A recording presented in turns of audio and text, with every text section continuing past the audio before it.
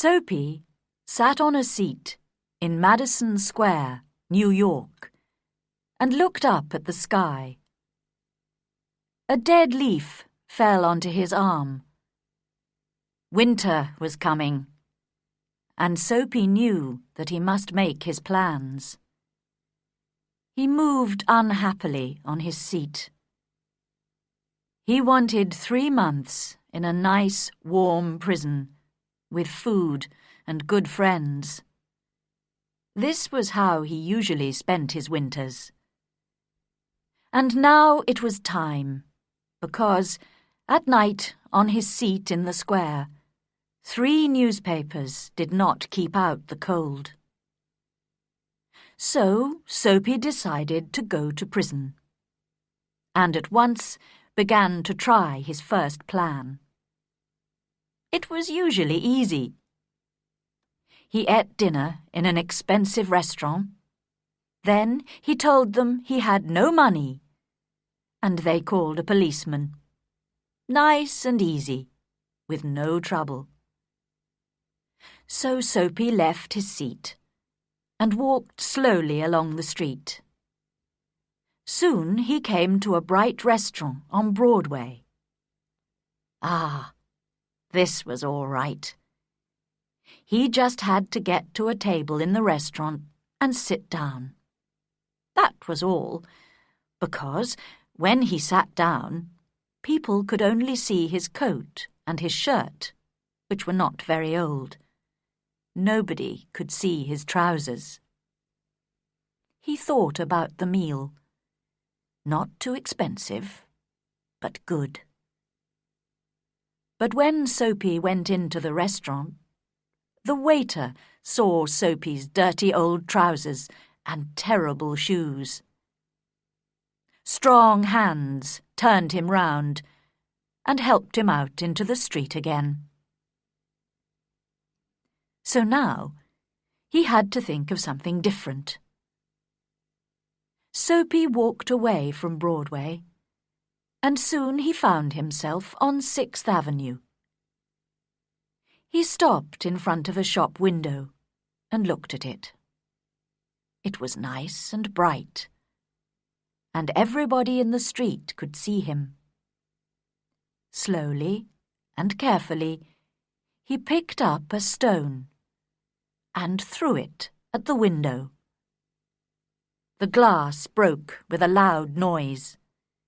People ran round the corner, and Soapy was happy, because the man in front was a policeman. Soapy did not move. He stood there with his hands in his pockets, and he smiled. "I'll soon be in prison now," he thought. The policeman came up to Soapy. "Who did that?" he asked.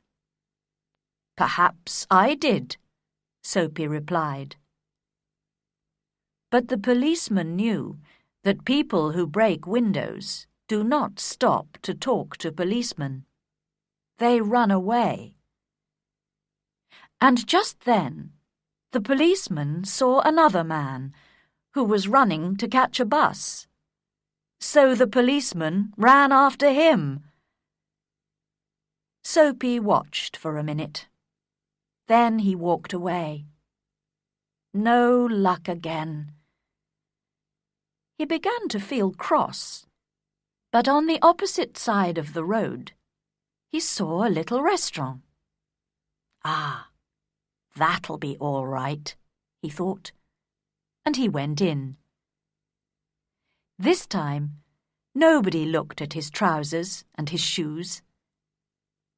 He enjoyed his meal, and then he looked up at the waiter, smiled, and said, "I haven't got any money, you know. Now, call the police. And do it quickly. I'm tired." "No police for you," the waiter answered. "Hey, Joe!" Another waiter came, and together they threw Soapy out into the cold street. Soapy lay there, very angry. With difficulty, he stood up. His nice, warm prison was still far away, and Soapy was very unhappy. He felt worse because a policeman who was standing near laughed and walked away. Soapy moved on, but he walked for a long time before he tried again. This time it looked easy. A nice young woman was standing in front of a shop window. Not very far away, there was also a policeman. Soapy moved nearer to the young woman. He saw that the policeman was watching him. Then he said to the young woman with a smile, "Why don't you come with me, my dear? I can give you a good time." The young woman moved away a little and looked more carefully into the shop window. Soapy looked at the policeman. Yes, he was still watching. Then he spoke to the young woman again. In a minute, she would call the policeman. Soapy could almost see the prison doors. Suddenly, the young woman took hold of his arm. "Okay," she said happily. "If you buy me a drink. Let's go before that policeman sees us." And poor Soapy walked away with the young woman who still held on to his arm. He was very unhappy. At the next corner, he ran away from the woman. Suddenly, he was afraid. "I'm never going to get to prison," he thought. Slowly, he walked on and came to a street with a lot of theatres. There were a lot of people there, rich people in their best clothes. Soapy had to do something to get to prison. He did not want to spend another night on his seat in Madison Square. What could he do? Then he saw a policeman near him. So he began to sing and shout and make a lot of noise. This time they must send him to prison. But the policeman turned his back to Soapy and said to a man who was standing near, "He's had too much to drink, but he's not dangerous. We'll leave him alone tonight." What was the matter with the police? Soapy was really unhappy now. But he stopped making a noise. How could he get to prison? The wind was cold, and he pulled his thin coat around him. But just then, inside a shop, he saw a man with an expensive umbrella. The man put his umbrella down near the door and took out a cigarette.